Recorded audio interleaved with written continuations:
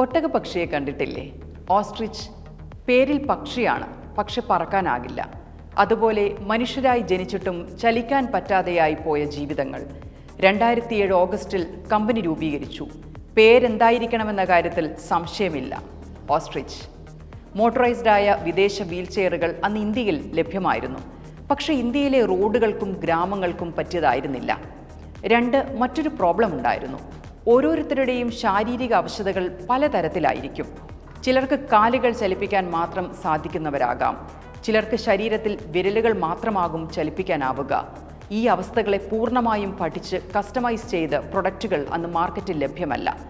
മറ്റൊന്ന്, ഉപയോഗിച്ചുകൊണ്ടിരിക്കുന്ന wheelchair service ചെയ്ത് കിട്ടാൻ ബുദ്ധിമുട്ടായിരുന്നു.